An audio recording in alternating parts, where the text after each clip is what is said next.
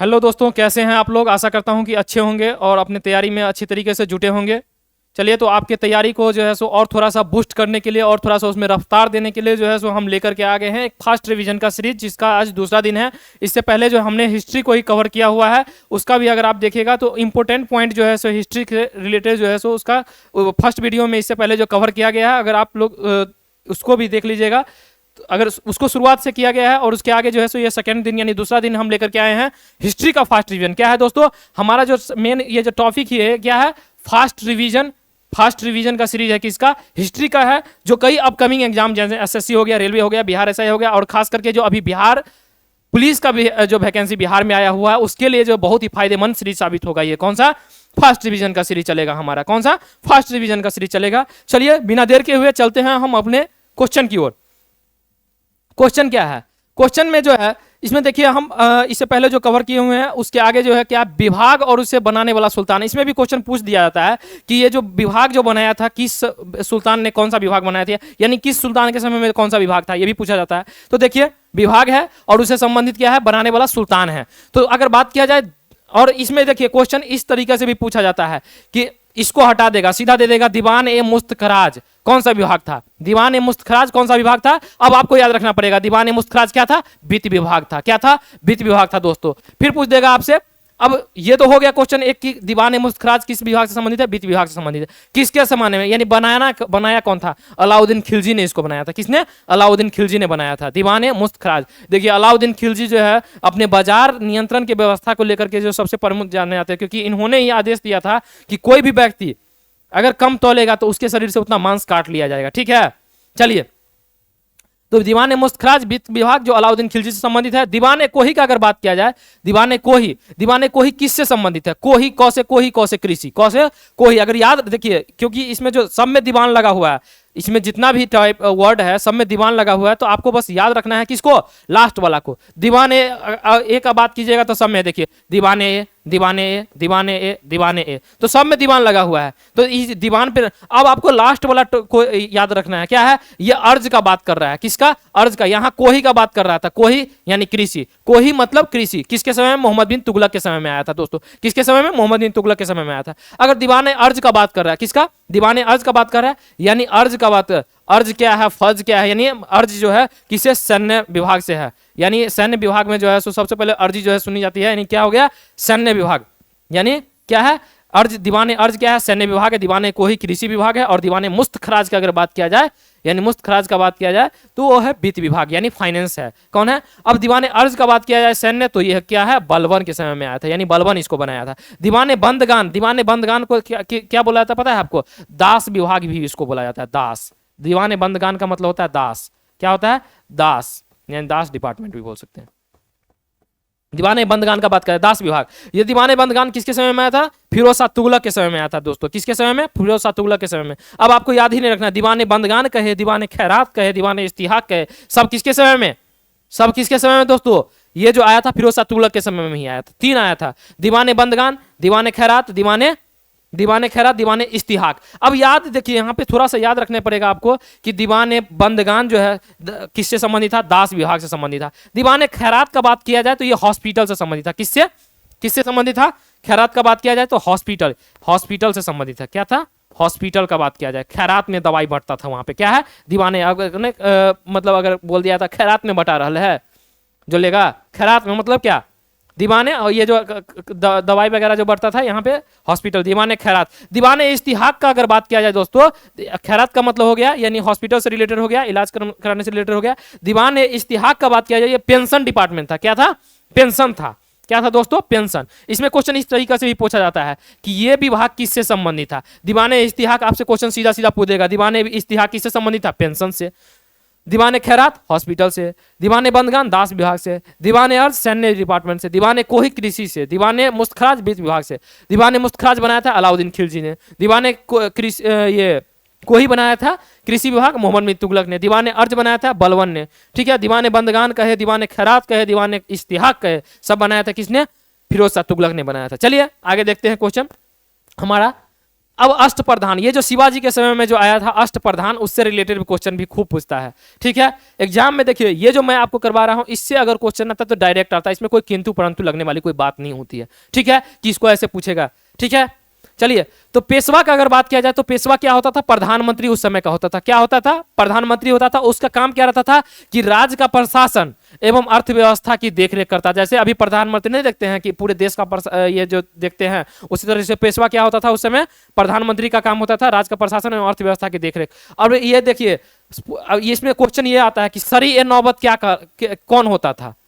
अष्टप्रधान में सरी ए नौबत कौन होता था? तो क्या होता था? सेनापति होता था दोस्तों। कौन होता था? सेनापति होता था। ये क्या होता था? सेनापति, यानी सैन्य का प्रधान होता था। कौन होता था? सेनापति, सैन्य प्रधान होता था। अमात्य का बात किया जाए तो ये कौन होता था? ये राजस्व मंत्री होता था। कौन होता था?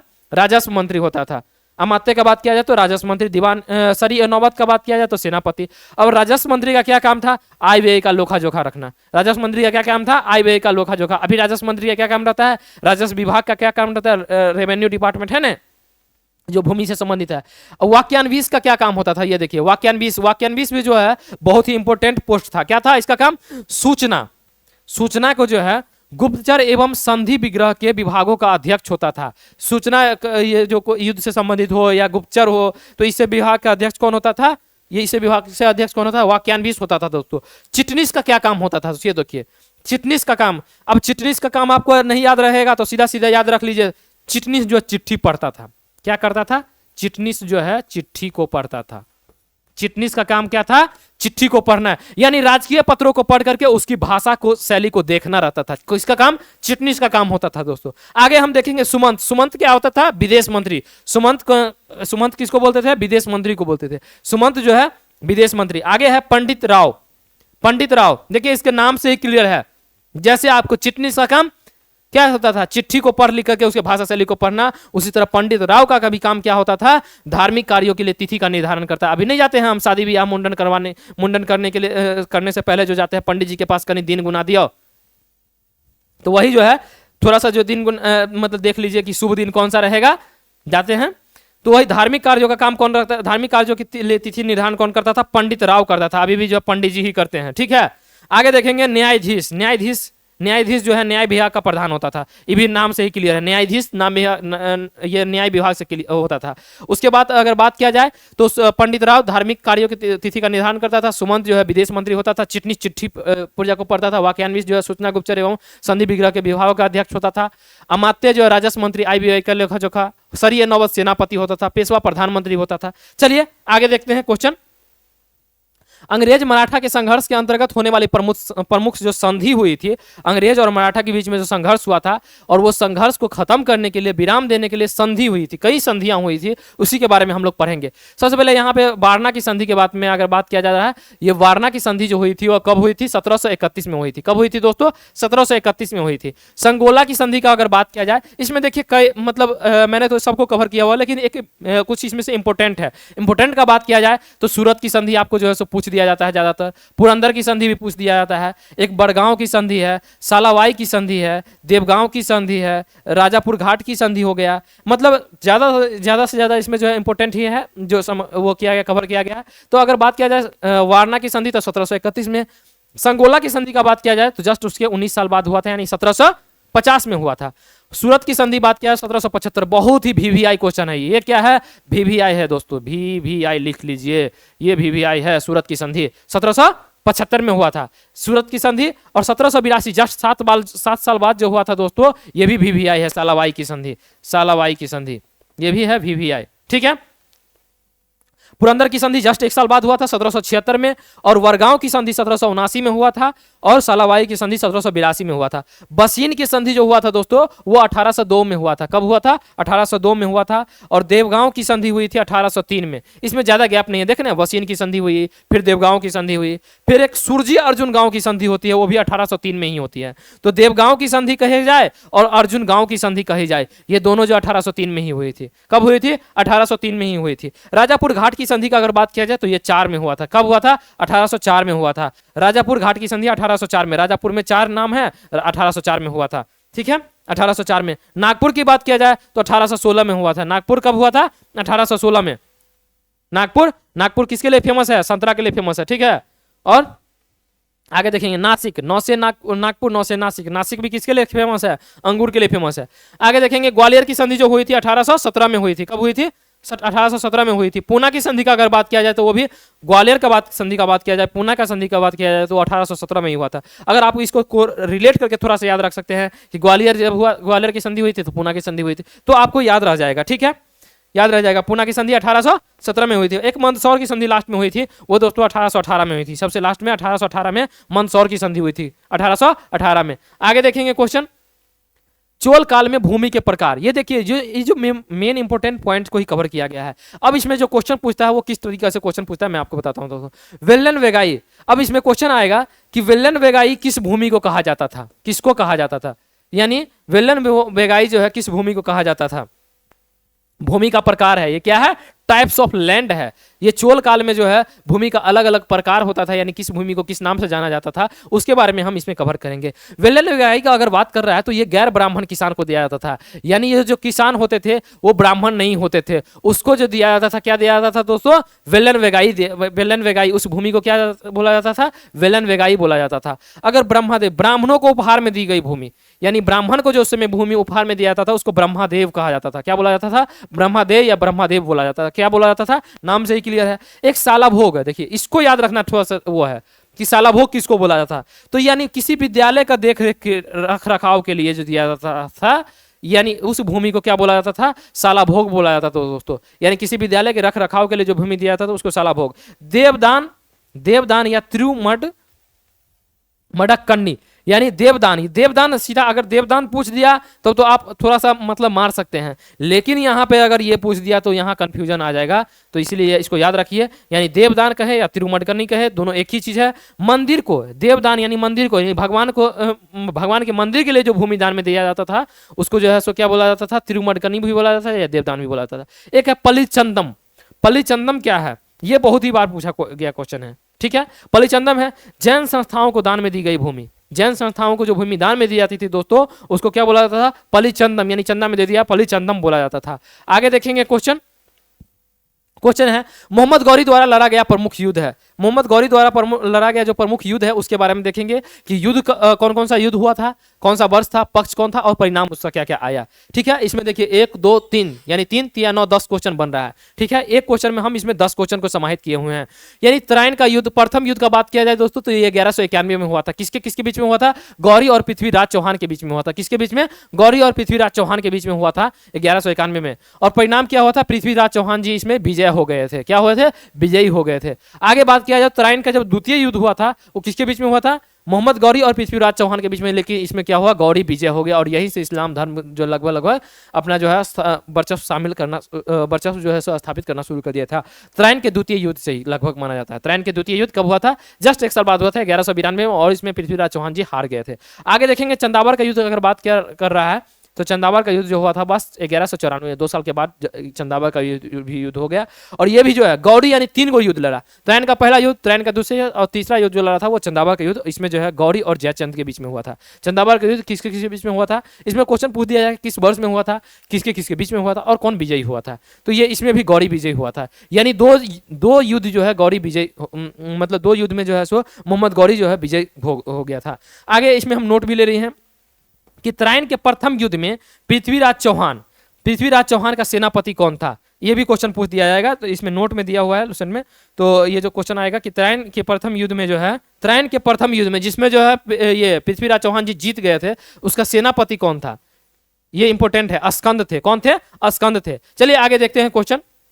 आगे क्या है? बाजार नियंत्रण के लिए यहां पे होगा लिए, क्या होगा? लिए। अलाउद्दीन खिलजी द्वारा बनाए गए नवीन पद क्रमानुसार है। कौन कौन सा पद जो है वो बनाया गया था उस क्रम के अनुसार है। मैंने आपको पहले ही बता दिया कि अलाउद्दीन खिलजी ने बाजार नियंत्रण की प्रणाली के लिए अलाउद्दीन खिलजी को ही जाना जाता है, ठीक है।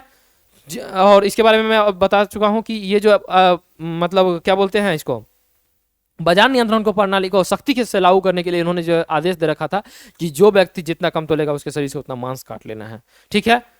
चलिए दीवान रियासत का अगर बात किया जाए तो दीवान रियासत क्या होता था। अब इसमें जो है सो क्वेश्चन आपसे ऐसे पूछा जाएगा कि दीवान रियासत का क्या कार्य होता था, या ऐसे भी पूछ दिया जाएगा कि व्यापारियों का नियंत्रण रखता था और यह बाजार नियंत्रण की पूरी व्यवस्था का संचालन करता था, क्या कहलाता था? दीवान रियासत क्या कहलाता था? दीवान रियासत कहलाता था। इसमें से 3-4 ऑप्शन दे देगा, दीवान खैरा, दीवान बंदगान, अभी जो हम पहले पढ़ चुके हैं उसके बारे में कहीं दे देगा, तो वहां पर जो है सो आप थोड़ा सा फंस जाइएगा, इसीलिए याद रखिए। दीवान रियासत का अगर बात करिएगा तो वो जो क्या करता था, व्यापारियों का नियंत्रण रखता था और बाजार नियंत्रण की पूरी व्यवस्था का संचालन करता था। कौन? दीवान रियासत करता था। सहना ए मंडी का अगर बात किया जाए दोस्तों, किसके बारे में? सहना ए मंडी के बारे में।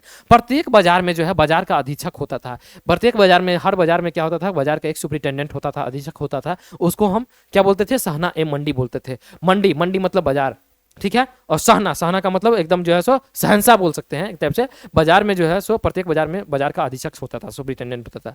बरीद का बात किया जाए, बरीद, बरीद का क्या काम होता था कि बाजार के अंदर, यानी बाजार के अंदर घूम करके बाजार का निरीक्षण करता था। बाजार के अंदर जो घूम करके एक अधीक्षक, जो सुपरिटेंडेंट जो था, सहना मंडी जो होता था, तो वो जो है सुपरिटेंडेंट था, उसके अंदर में ये लोग काम करते। बरीद क्या करता था? बाजार के अंदर घूम करके बाजार का निरीक्षण करता था, कोई कम तो नहीं तोल रहा है कोई व्यापारी, ये निरीक्षण कौन करता था? बरीद करता था, ठीक है।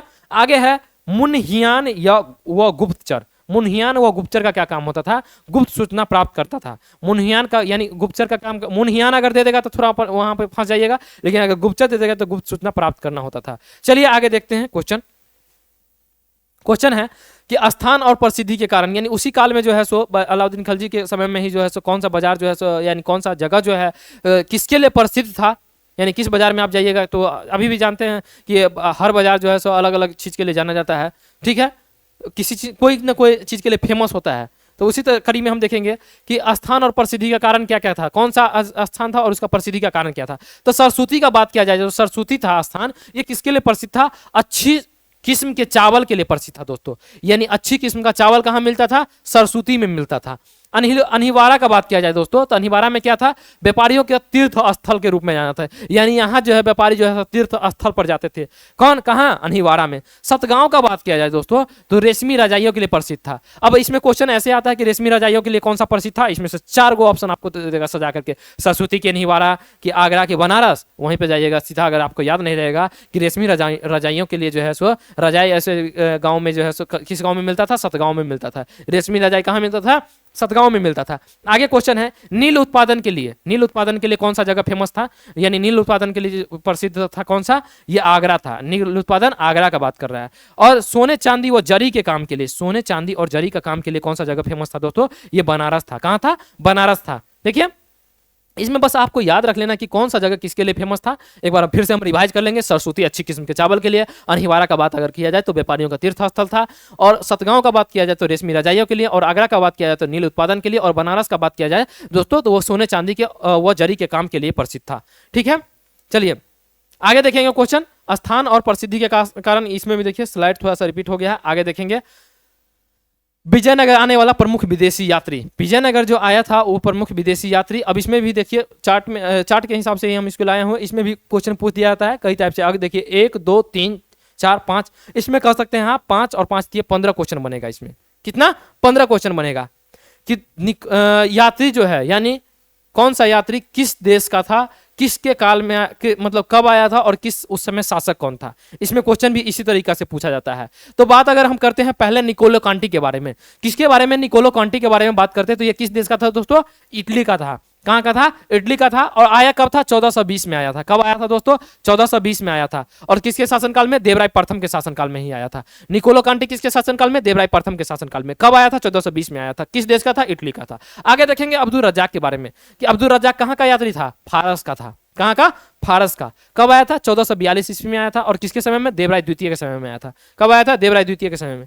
बात किया जाए डोमिंगो पायस के बारे में, किसके बारे में? डोमिंग पायस के बारे में। कहां का यात्री था? नाम से ही क्लियर हो रहा है कि डोमिंगो पायस कहां का होगा? पुर्तगाल का होगा दोस्तों। कहां का होगा? पुर्तगाल का होगा। कहां का? पुर्तगाल का होगा।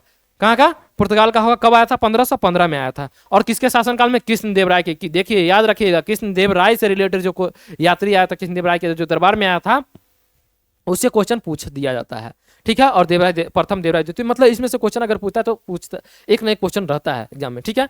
चलिए आगे देखेंगे बारबोसा। बारबोसा जो यात्री था वो कब आया था? कहाँ का था, सॉरी पुर्तगाल का था। कब आया था, 1515 से 1516 के बीच में ही आया था। और इसके समय में शासक कौन था, कृष्णदेव राय थे। नुनीज जो है कहाँ का यात्री था, पुर्तगाल का ही यात्री था। तो अब यहाँ देखते हैं हम दोस्तों 3 यात्री, बारबोसा का बात किया जाए, नुनीज का बात किया जाए और डोमिंगो पायस का बात किया जाए, तो ये कहाँ का था, पुर्तगाल का ही था। कहाँ का था, पुर्तगाल का ही था। एक आया 1515 में, एक 1515 से 16 के बीच में ही आया था, और एक आया था 1535 ईस्वी। यानी अगर बात किया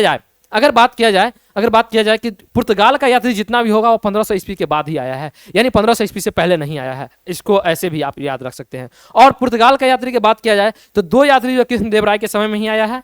कौन के समय में, कृष्णदेव राय के समय में ही आया है। इसमें जो है सो ऐसे ही छट जाएगा, देवराय प्रथम, देवराय द्वितीय, तो ऐसे ही छट जाएगा। और एक यात्री जो अच्युत राय के समय में आया है, किसके समय में, अच्युत राय के समय में ही आया है। किसके समय में, अच्युत राय के समय में ही आया है। यानी ये जो पुर्तगाल का यात्री जो है वो देवराय प्रथम और देवराय द्वितीय के शासनकाल में नहीं आए थे। ये कृष्णदेव राय और अच्युत देव राय के समय में ही आए थे। चलिए आगे देखते हैं। आगे है क्रम संख्या, देखेंगे कि किस किस राज जो है वंश, कौन सा राज्य जो है सो किस वंश से संबंधित है, उसका संस्थापक कौन थे और स्थापना वर्ष कब था। ठीक है, तो बात किया जाए बीजापुर का। बीजापुर जो राज्य था ये कर्नाटक में है। ठीक है, बीजापुर का जो बात है तो इसका संस्थापक वंश कौन था, आदिल शाही था। आदिल शाही क्यों, क्योंकि यहाँ इसके संस्थापक कौन था, आदिल शाह, यूसुफ आदिल शाह था। तो ये किसका था, आदिल शाही था। यूसुफ आदिल शाह इसके संस्थापक था। और कब स्थापना किया गया था, 1489 में किया गया था। किसका, बीजापुर का। आगे हम इसी नगर में देखेंगे अहमदनगर का बात कर रहा है। तो अहमदनगर का किस वंश का संस्थापक था, अहमदनगर में जो किस वंश का शासन था, निजाम शाही का। निजाम शाही कौन, निजाम शाही और मलिक अहमद, अहमदनगर, मलिक अहमद अहमदनगर 1490 में, 1 साल के जस्ट बाद हुआ था। आगे देखेंगे क्वेश्चन बरार का बात किया जाए तो बरार है इमाद शाही। देखिए बरार कौन है, इमाद शाही। और इमाद शाही कैसे हो जाएगा, फतेउल्ला इमाद शाह से रिलेटेड हो जाएगा। किससे, फतेउल्ला इमाद शाह से रिलेटेड। देखिए यहाँ पे रिलेट कर दीजिए इसको, फतेउल्ला इमाद शाह से। आगे है ये भी 1490 में ही है। और आगे बात किया जाए गोलकुंडा का। गोलकुंडा है कुतुब शाही, यानी कुली कुतुब शाह जो है इसको, तो इसमें भी कुतुब शाही से आ जाएगा, कुली कुतुब शाह, इसमें भी आप याद रख सकते हैं। ठीक है, कब हुआ था, 1512 में हुआ था। बीदर का अगर बात किया जाए दोस्तों तो ये बरीद शाही हैं। कौन है, बरीद शाही हैं और अमीर अली बरीद है। यानी आपने लगभग देखा कि लास्ट में जो है क्वेश्चन है, लास्ट में जो नाम है उसी से संबंधित उसका वंश हो जाता है। इमाद शाही का बात किया जाए तो फतेउल्ला इमाद शाह, कुतुब शाही का बात किया जाए तो कुली कुतुब शाह, बरीद शाही का बात किया जाए तो अमीर अली बरीद है। अगर बात किया जाए आदिल शाही वंश का तो यूसुफ आदिल शाह है। अगर आदिल शाही वंश बीजापुर का बात किया जाए तो 1489 में, अहमदनगर का बात किया जाए तो 1490 में, बरार का बात किया जाए तो 1490 में, गोलकुंडा का बात किया जाए तो 1512 में, बीदर का अगर बात किया जाए तो 1526 ईस्वी में इसका संस्थापना हुआ था। आगे चलिए, ठीक है, अब यहीं पर जो है सो होता है हमारा ये जो फर्स्ट डिवीजन का सीरीज, ये जो हिस्ट्री का टॉपिक था ये खत्म होता है। आगे हम जो है हिस्ट्री का ही नेक्स्ट टॉपिक लेकर के आएंगे। इसके लिए जो है आप लोग कमेंट सेक्शन में थोड़ा बताते रहिए कि हम किस टॉपिक को जल्दी कवर करें, ताकि एग्जाम में जो है सो हमें जो है सो क्वेश्चन ज़्यादा से ज़्यादा मिलने का संभावना हो जाए। ठीक है, तब तक के लिए bye bye, take care, love you all.